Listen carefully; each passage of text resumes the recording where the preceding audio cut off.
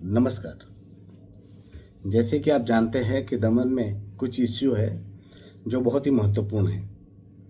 तो इस विषय पर मैंने पत्राचार भी किए थे, पर उस बाबत पर मुझे मुलाकात करनी थी। तो उस विषय को लेकर आज माइनॉरिटी मिनिस्टर माननीय मंत्री श्री किरेन रिजिजू जी के पास मैं मुलाकात करने पहुंचा था। उनसे मुलाकात कर मैंने उनसे दमन नानी दमन में जुपिटर के पीछे जो कब्रिस्तान और हमारी हिंदू शमशान भूमि है, जिस पर हमारे प्रदेश के प्रशासक प्रफुल्ल भाई पटेल का प्रशासन कन्वेंशन सेंटर बनाकर वहाँ पर अमीरों को वहाँ पर बेचना की जो कवायद कर रहा है, उसी विषय पर मैंने माननीय मंत्री जी से मुलाकात कर उनको इस विषय का संज्ञान लेने के लिए कहा। उनको मैंने बताया कि ये जो टोटल लैंड है अप्रोक्स 32 एकड़ जितनी लैंड है, जिसमें से 16 एकड़ लैंड जो है वो मुस्लिमों ने कब्रिस्तान पर वहाँ पर कब्रिस्तान बनाया हुआ है, और 16 एकड़ लैंड जो है वो हमारे हिंदू शमशान भूमि के लिए तब से आवंटित है। पर अनफॉर्चुनेटली वो 16 एकड़ हमारे हिंदू शमशान भूमि के नाम पर नहीं है। पर मैंने उनसे निवेदन किया है कि ये विषय का संज्ञान लेकर हमारे प्रशासक प्रफुल्ल पटेल की जो मानसा है कि कब्रिस्तान और हिंदू शमशान भूमि में कन्वेंशन सेंटर बनाने की, उसको नाकाम करें।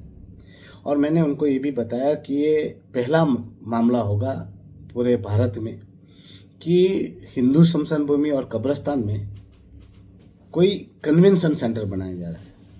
और मैं जानता हूँ ये कन्वेंशन सेंटर के प्रोजेक्ट में धांधली करके, करप्शन करके कमाने की एक मैली मुराद भी होगी इनकी, और एक बनने के बाद किसी निजी हाथों में ही सौंपना है, वो भी मैं जानता ही हूँ।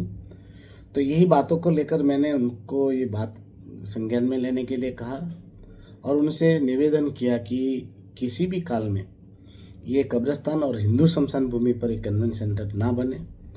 और मंत्री जी से मैंने आग्रह किया है कि वो तुरंत से तुरंत इस विषय का संज्ञान लेके यूटी एडमिनिस्ट्रेशन को निर्देशित करे कि ये जगह पे ऐसा कोई प्रोजेक्ट ना बनाए। बनाना है तो बहुत सारी जगह है दमन और दीव में और दादरा नगर हवेली में, वहाँ पर बनाया जा सकता है। साथ ही मैंने एक पत्र प्रशासक प्रफुल्ल पटेल को भी लिखा है और उनसे भी मांग की है कि 16 एकड़ ज़मीन जो है वो मुस्लिम समाज के पास रखी जाए और 16 एकड़ ज़मीन जो बची है वो ज़मीन हमारे हिंदू शमशान भूमि के नाम पर कर दी जाए।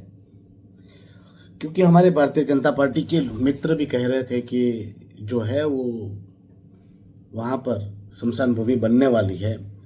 तो मैं भारतीय जनता पार्टी डीएनएस के भी पदाधिकारियों से विनती करता हूँ कि मैंने पत्र लिख दिया है प्रशासक प्रफुल्ल पटेल को, आप लोग भी उनसे रिक्वेस्ट कीजिएगा कि वो 16 एकड़ ज़मीन हमारे हिंदू शमशान भूमि के नाम पर कर दे।